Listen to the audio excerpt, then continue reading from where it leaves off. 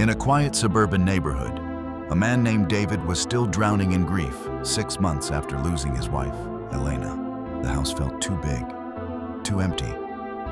He kept her favorite blue sundress hanging in the closet, just the way she left it. One afternoon, his elderly neighbor, Mrs. Harlan, knocked on the door with a plate of cookies. She'd been checking on him since the funeral, always kind, always gentle. David noticed something odd.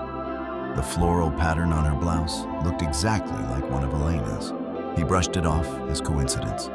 A few days later, Mrs. Harlan stopped by again while he was mowing the lawn. She wore a soft gray cardigan that hugged her frame perfectly. David froze. It was Elena's cardigan. The one with the small pearl buttons she'd worn on their last anniversary.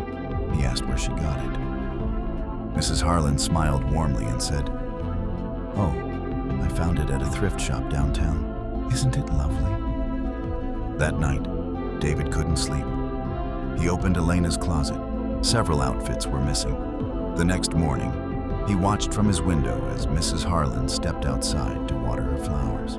She was wearing Elena's favorite yellow summer dress, the exact one they had buried her in. Heart pounding, David walked over. His voice shook as he asked, "Mrs. Harlan, that dress, where did you really get it?" She turned slowly, her eyes calm and almost pitying. "From the funeral home, dear. They were very understanding when I explained I needed something to remember her by. She always looked so peaceful in it." David felt the ground tilt beneath him. "But we buried her in that dress." Mrs. Harlan gently touched the fabric and whispered, "No, David, you buried her